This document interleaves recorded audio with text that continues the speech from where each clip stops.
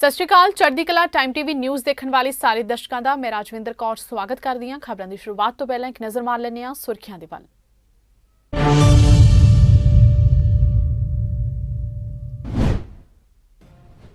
Ludhiana blast ਮਾਮਲੇ ਦਾ ਦੋਸ਼ੀ ਪਾਕਿਸਤਾਨ ਗਿਆ ਜੀ ਜਾਂ ਪੰਜਾਬ 'ਚ ਹੀ ਮਿਲੀ ਸੀ ਉਸ ਨੂੰ ਬਲਾਸਟ ਕਰਨ ਦੀ ਟ੍ਰੇਨਿੰਗ। ਅਜਿਹੇ ਕਈ ਸਵਾਲ ਨੇ ਪੰਜਾਬ ਪੁਲਿਸ ਦੇ ਜ਼ਿਹਨ 'ਚ।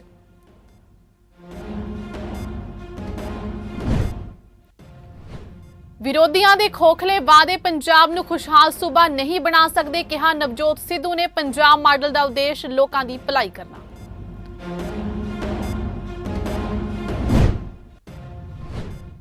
ਤਿੰਨ ਜਨਵਰੀ ਨੂੰ ਰਾਹੁਲ ਗਾਂਧੀ ਵਜਾਉਣਗੇ ਪੰਜਾਬ 'ਚ ਚੋਣ ਬਿਗੁਲ। ਕਿਲੀ ਚਹਿਲਾਂ 'ਚ ਹੋਵੇਗੀ ਕਾਂਗਰਸ ਦੀ ਰੈਲੀ। ਲੋਕਾਂ ਨੂੰ ਕਾਂਗਰਸ ਦੇ ਹੱਕ 'ਚ ਫਤਵਾ ਦੇਣ ਦੀ ਕਰਨਗੇ ਅਪੀਲ।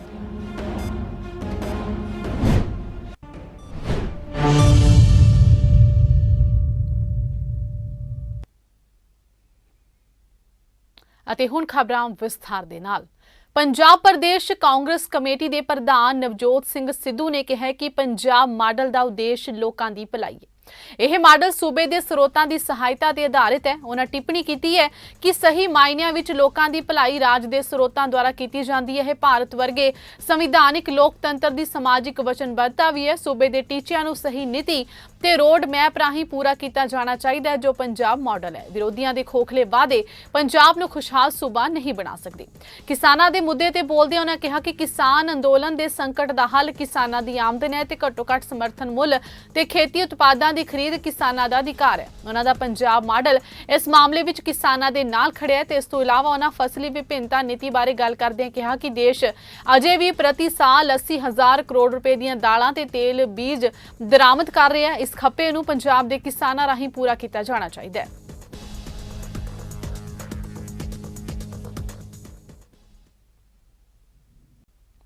ਲੁਧਿਆਣਾ 'ਚ ਕੋਰਟ ਕੰਪਲੈਕਸ ਵਿੱਚ ਹੋਏ ਬਲਾਸਟ ਦੇ ਤਾਰ ਖਾਲਿਸਤਾਨ ਦੇ ਨਾਲ ਜੁੜੇ ਨੇ। ਇਹ ਗੱਲ ਸਪਸ਼ਟ ਹੋ ਗਈ ਹੈ। ਇਸ ਮਾਮਲੇ 'ਚ ਮੁੱਖ ਮੁਲਜ਼ਮ ਗਗਨਦੀਪ ਨਾਲ ਜੁੜੇ ਕਈ ਤਾਰ ਹੁਣ ਸਾਹਮਣੇ ਆ ਰਹੇ ਨੇ, ਜਿਨ੍ਹਾਂ ਦਾ ਲਿੰਕ ਪਾਕਿਸਤਾਨ ਤੋਂ ਲੈ ਕੇ ਕੌਮਾਂਤਰੀ ਅੱਤਵਾਦੀ ਸੰਗਠਨ ਬੱਬਰ ਖਾਲਸਾ ਤੱਕ ਨਾਲ ਜੁੜਦਾ ਨਜ਼ਰ ਆ ਰਿਹਾ।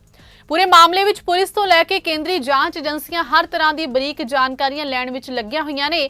ਇਸੇ ਦਰਮਿਆਨ ਪੂਰੇ ਮਾਮਲੇ ਤੇ ਕਈ ਤਰ੍ਹਾਂ ਦੇ ਸਵਾਲ ਵੀ ਸਾਹਮਣੇ ਆ ਰਹੇ ਨੇ, ਜਿਨ੍ਹਾਂ ਦੇ ਜਵਾਬ ਲੱਭਣੇ ਬੇਹੱਦ ਜ਼ਰੂਰੀ ਹੈ। ਵੱਡਾ ਸਵਾਲ ਇਹ ਹੈ ਕਿ ਆਖਿਰ ਬਲਾਸਟ ਕਰਨ ਵਾਲੇ ਦੇ ਲਿੰਕ ਪਾਕਿਸਤਾਨ ਦੇ ਨਾਲ ਕਿਵੇਂ ਜੁੜ ਗਏ। ਸੂਤਰਾਂ ਅਨੁਸਾਰ ਗਗਨਦੀਪ ਸਿੰਘ ਦਾ ਜੇਲ੍ਹ ਅੰਦਰ ਰਣਜੀਤ ਤੇ ਬਾਕਸਰ ਬਾਬਾ ਨਾਲ ਕਾਫੀ ਮੇਲਜੋਲ ਬਣ ਗਿਆ ਸੀ।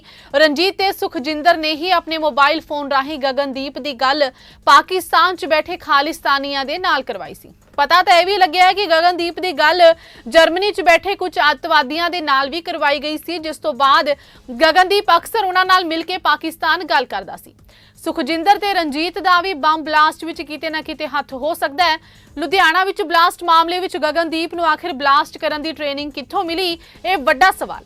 ਪੰਜਾਬ ਨੂੰ ਲਗਾਤਾਰ ਸ਼ਾਂਤ ਕਰਨ 'ਚ ਲੱਗੇ ਗੁਰਪਤਵੰਤ ਸਿੰਘ ਪੰਨੂ ਜਾਂ ਵਧਾਵਾ ਸਿੰਘ ਨਾਲ ਸੰਬੰਧਿਤ ਅੱਤਵਾਦੀਆਂ ਨੇ ਗਗਨਦੀਪ ਨੂੰ ਟ੍ਰੇਨਿੰਗ ਦਿੱਤੀ ਤਾਂ ਉਹ ਕਿੱਥੇ ਦਿੱਤੀ ਗਈ, ਇਹ ਵੀ ਵੱਡਾ ਸਵਾਲ ਹੈ। ਸਤੰਬਰ 2021 ਨੂੰ ਗਗਨਦੀਪ ਜੇਲ੍ਹ 'ਚੋਂ ਜ਼ਮਾਨਤ ਤੇ ਬਾਹਰ ਆਏ ਤੇ 3 ਮਹੀਨੇ ਉਹ ਕਿੱਥੇ ਰਿਹਾ, ਇਸ ਗੱਲ ਨੂੰ ਲੈ ਕੇ ਵੀ ਜਾਂਚ ਚੱਲ ਰਹੀ ਹੈ। ਜਾਂਚ ਦਾ ਵਿਸ਼ਾ ਇਹ ਵੀ ਹੈ ਕਿ ਗਗਨਦੀਪ ਨੂੰ ਪਾਕਿਸਤਾਨ ਸੱਦ ਕੇ ਟ੍ਰੇਨਿੰਗ ਦਿੱਤੀ ਗਈ ਜਾਂ ਪੰਜਾਬ 'ਚ ਉਸ ਨੂੰ ਟ੍ਰੇਨਡ ਕਰਕੇ ਬਲਾਸਟ ਕਰਨਾ ਸਿਖਾਇਆ ਗਿਆ।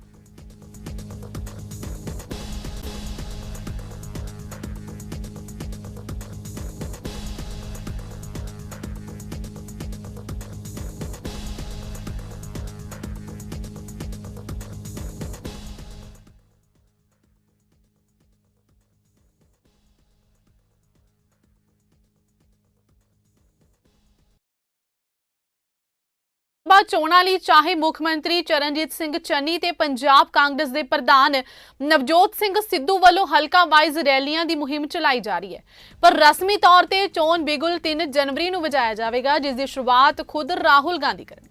ਇਸ ਤਹਿਤ ਮੋਗਾ ਦੇ ਨੇੜੇ ਕਿੱਲੀ ਚਹਿਲਾਂ 'ਚ ਉਸੇ ਜਗ੍ਹਾ ਰੈਲੀ ਰੱਖੀ ਗਈ ਹੈ, ਜਿੱਥੇ ਹਾਲ ਹੀ ਦੇ ਵਿੱਚ ਅਕਾਲੀ ਦਲ ਦੇ ਵੱਲੋਂ 100 ਸਾਲ ਪੂਰੇ ਹੋਣ ਤੇ ਪ੍ਰੋਗਰਾਮ ਕੀਤਾ ਗਿਆ ਸੀ ਤੇ ਉਸੇ ਜਗ੍ਹਾ ਤੇ ਪਿਛਲੀਆਂ ਚੋਣਾਂ ਦੌਰਾਨ ਪੀਐਮ ਨਰਿੰਦਰ ਮੋਦੀ ਵੱਲੋਂ ਵੀ ਅਕਾਲੀ ਭਾਜਪਾ ਦੀ ਸਾਂਝੀ ਰੈਲੀ ਨੂੰ ਸੰਬੋਧਨ ਕੀਤਾ ਜਾ ਚੁੱਕਾ ਤੇ ਹੁਣ ਉੱਥੇ ਹੋਣ ਵਾਲੀ ਰਾਹੁਲ ਰੈਲੀ ਦੀਆਂ ਤਿਆਰੀਆਂ ਲਈ ਕੈਬਨਿਟ ਮੰਤਰੀਆਂ ਭਾਰਤ ਭੂਸ਼ਣ ਆਸ਼ੂ, ਵਿਜੇਂਦਰ ਸਿੰਗਲਾ, ਰਾਣਾ ਗੁਰਜੀਤ ਸਿੰਘ ਵੱਲੋਂ ਸਾਈਟ ਦਾ ਦੌਰਾ ਕੀਤਾ ਗਿਆ।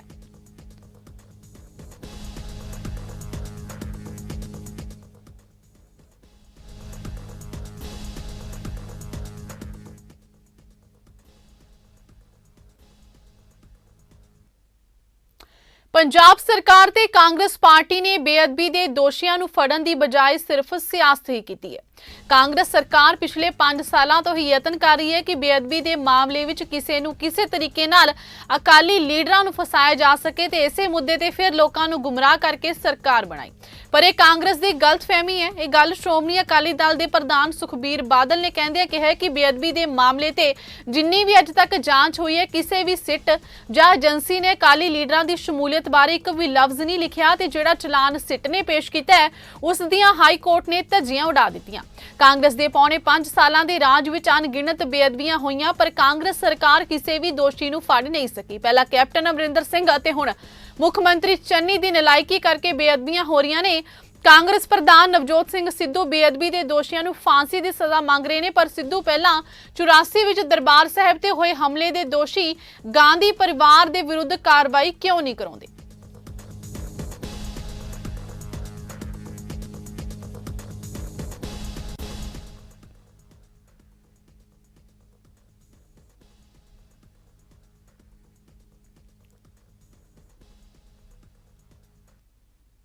तखत श्री पटना साहिब के जथेदार सिंह साहब ज्ञानी रणजीत सिंह गौहरे मस्कीन ने कहा कि गुरुआं का आदर सत्कार करना साडा सब का फर्ज है। उन्होंने कहा कि पिछले महीनों दौरान 250 तो ज्यादा बेअदबियां हुई ने पर किसी का दोषी सलाखा पीछे नहीं डकिया गया। इसलिए वो सब नूं गुजारिश करते हैं कि इन्हां बेअदबी दीआं घटनावां नूं रोकिया जाए।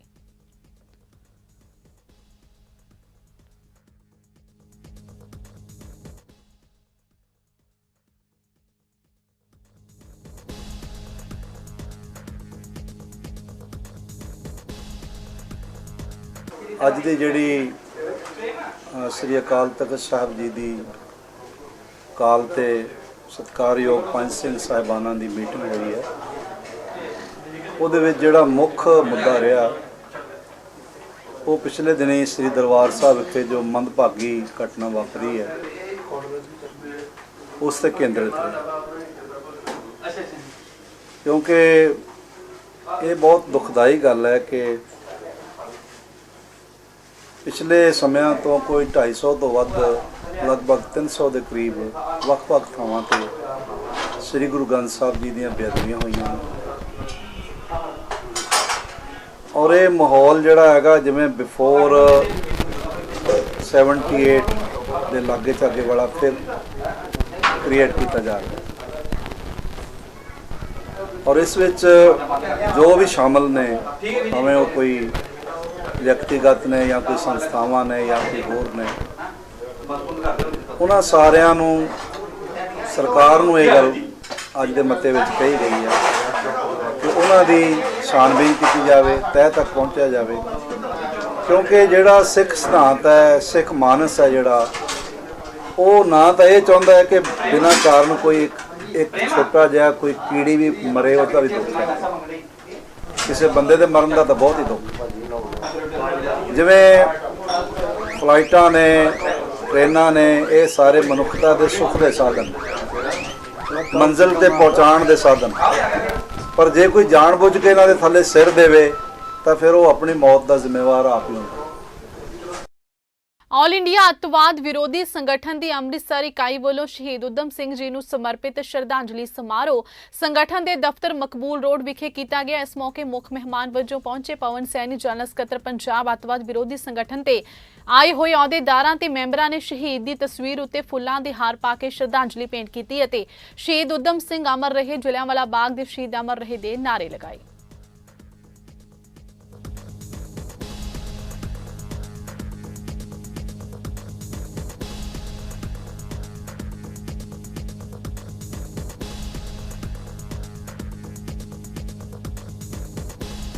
अज अं शहीद उधम सिंह जी के जन्मदिन ते उन्होंने श्रद्धांजलि भेंट की है। वो शहीद उधम सिंह साडे देश का वो महान योद्धा सी जिन्हें जलियांवाले बाग का बदला जनरल अडवायर को लिता और हिंदुस्तान नूं नाज रहेगा साडे योद्धे शहीद उधम सिंह उत्ते।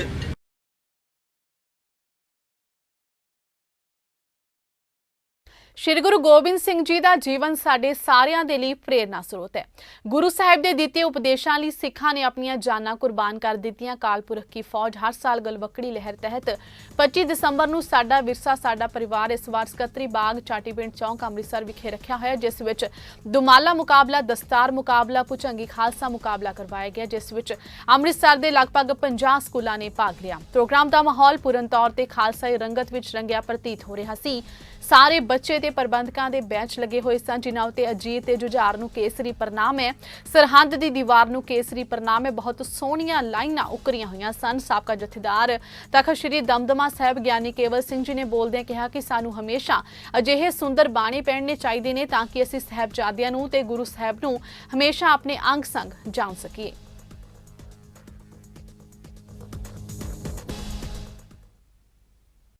ਸ਼੍ਰੀ ਅਨੰਦਪੁਰ ਸਾਹਿਬ ਵਿਖੇ ਮਦਨ ਮੋਹਨ ਮਿੱਤਲ ਨੇ ਪੰਜਾਬ ਦੀ ਕਾਂਗਰਸ ਸਰਕਾਰ ਤੇ ਤਿੱਖੇ ਨਿਸ਼ਾਨੇ ਸਾਧੇ। ਉਹਨਾਂ ਕਿਹਾ ਕਿ ਅਕਾਲੀ ਦਲ ਦੇ ਸੀਨੀਅਰ ਆਗੂ ਤੇ ਸਾਬਕਾ ਮੰਤਰੀ ਬਿਕਰਮ ਮਜੀਠੀਆ ਤੇ NDPS ਐਕਟ ਦੇ ਤਹਿਤ ਦਰਜ ਕੀਤਾ ਗਿਆ ਮਾਮਲਾ ਪੂਰੀ ਤਰ੍ਹਾਂ ਰਾਜਨੀਤੀ ਤੋਂ ਪ੍ਰੇਰਿਤ ਹੈ। ਉਹਨਾਂ ਕਿਹਾ ਕਿ ਪਹਿਲਾਂ ਬੇਅਦਬੀਆਂ ਦੇ ਲਈ ਬਾਦਲਾਂ ਨੂੰ ਬਦਨਾਮ ਕੀਤਾ ਗਿਆ ਤੇ ਹੁਣ ਇਸੇ ਤਰੀਕੇ ਦੀਆਂ ਕਾਰਵਾਈਆਂ ਕਰਕੇ ਬਾਦਲਾਂ ਨੂੰ ਕਮਜ਼ੋਰ ਕਰਨ ਦੀ ਕੋਸ਼ਿਸ਼ ਮੌਜੂਦਾ ਸਰਕਾਰ ਵੱਲੋਂ ਕੀਤੀ ਜਾ ਰਹੀ ਹੈ। ਮਦਨ ਮੋਹਨ ਮਿੱਤਲ ਨੇ ਕਿਹਾ ਕਿ ਮੌਜੂਦਾ ਚੰਨੀ ਸਰਕਾਰ ਕੇਵਲ ਘੋਸ਼ਣਾ ਕਰਨ ਵਾਲੇ ਮੁੱਖ ਮੰਤਰੀ ਨੇ ਤੇ ਜਿੰਨੀਆਂ ਵੀ ਘੋਸ਼ਣਾਵਾਂ ਉਹਨਾਂ ਵੱਲੋਂ ਕੀਤੀਆਂ ਗਈਆਂ ਨੇ ਉਸ ਵਿੱਚੋਂ ਕੋਈ ਵੀ ਵਾਅਦਾ ਅਜੇ ਤੱਕ ਪੂਰਾ ਨਹੀਂ ਹੋਇਆ। ਲੁਧਿਆਣਾ ਵਿਖੇ ਹੋਏ ਬੰਬ ਬਲਾਸਟ ਅਤੇ ਹਰਮੰਦਰ ਸਾਹਿਬ ਵਿਖੇ ਹੋਈ ਬੇਅਦਬੀ ਦੇ ਮੁੱਦੇ ਤੇ ਬੋਲਦਿਆਂ ਮਦਨ ਮੋਹਨ ਮਿੱਤਲ ਨੇ ਕਿਹਾ ਕਿ ਸਰਕਾਰ ਵਿੱਚ ਬੈਠੇ ਲੋਕਾਂ ਨੂੰ ਗੈਰ ਜ਼ਿੰਮੇਵਾਰ ਬਿਆਨ ਨਹੀਂ ਦੇਣੇ ਚਾਹੀਦੇ। ਕੈਪਟਨ ਅਮਰਿੰਦਰ ਸਿੰਘ ਦੇ ਬਤੌਰ ਮੁੱਖ ਮੰਤਰੀ ਪਿਛਲੇ 4.5 ਸਾਲ ਦੇ ਕਾਰਜਕਾਲ ਸੰਬੰਧੀ ਪੁੱਛੇ ਗਏ ਸਵਾਲ ਦੇ ਜਵਾਬ ਵਿੱਚ ਬੋਲਦਿਆਂ ਮਦਨ ਮੋਹਨ ਮਿੱਤਲ ਨੇ ਕਿਹਾ ਕਿ ਕੈਪਟਨ ਅਮਰਿੰਦਰ ਸਿੰਘ ਬਹੁਤ ਕੁਝ ਪੰਜਾਬ ਦੇ ਲਈ ਚੰਗਾ ਕਰਨਾ ਚਾਹੁੰਦੇ ਸਨ, ਪਰੰਤੂ ਉਹਨਾਂ ਦੇ ਆਪਣੇ ਸਾਥੀਆਂ ਵੱਲੋਂ ਹੀ ਉਹਨਾਂ ਦੇ ਨਾਲ ਦਗਾ ਕਮਾਇਆ ਗਿਆ ਤੇ ਉਹਨਾਂ ਨੂੰ ਮੁੱਖ ਮੰਤਰੀ ਦੀ ਕੁਰਸੀ ਤੋਂ ਉਤਾਰ ਦਿੱਤਾ ਗਿਆ, ਜਿਸ ਦੇ ਚੱਲਦੇ ਹੁਣ ਉਹ ਭਾਜਪਾ ਦੇ ਵਿੱਚ ਆ ਚੁੱਕੇ ਨੇ।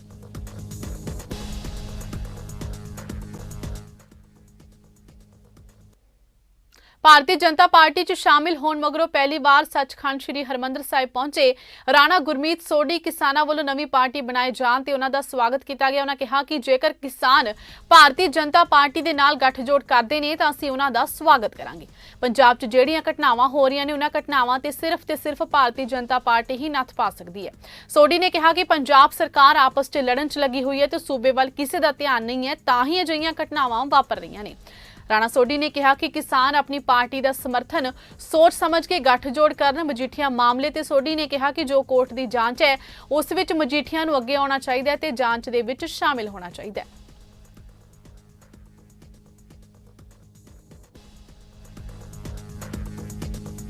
तो मैं हरमंदर साहब दे हजूरी च खड़ा, मैं सच्चे पातशाह दे इस दरबार च हाज़र होया आशीर्वाद लैन वास्ते, अरदास करन वास्ते कि पंजाब हमेशा चढ़दी कला च रहे, पंजाब दे लोग खुशहाल रहन, अमन चैन इत्थे हमेशा रवे इस सूबे दे विच, इस मुल्क दे विच। देखो मैं तुहानूं पहलां कह चुका, मैं ये गल उत्थे प्रेस कॉन्फ्रेंस च भी कीती सी, मेरे नाल साडे जनरल सैकटरी साहब ने सुभाष शर्मा जी, ਉੱਥੇ ਵੀ ਮੈਂ ਦਿੱਲੀ ਵੀ ਇਹ ਗੱਲ ਕੀਤੀ ਸੀ ਕਿ ਪੰਜਾਬ ਦੇ ਵਿੱਚ ਅਮਨ ਚੈਨ ਤੇ ਆਪਸ ਭਾਈਚਾਰੇ ਨੂੰ ਇਸ ਵੇਲੇ ਖਤਰਾ ਹੈ ਔਰ ਮੌਜੂਦਾ ਸਰਕਾਰ ਇਸ ਦੇ ਵਿੱਚ ਫੇਲ ਹੋ ਗਈ ਹੈ। ਉਹ ਇਸ ਚੀਜ਼ ਨੂੰ ਕੋਈ ਫੋਕਸ ਨਹੀਂ ਕਰ ਰਹੀ, ਇਸ ਚੀਜ਼ ਦੀ ਉਹਨਾਂ ਦੀ ਪ੍ਰਾਇੋਰਟੀ ਨਹੀਂ ਹੈ, ਇਸ ਵੱਲ ਉਹਨਾਂ ਦਾ ਧਿਆਨ ਨਹੀਂ ਹੈ, ਉਹ ਹੋਰ ਗੱਲਾਂ ਦੇ ਮਗਰ ਪਏ ਹੋਏ ਨੇ।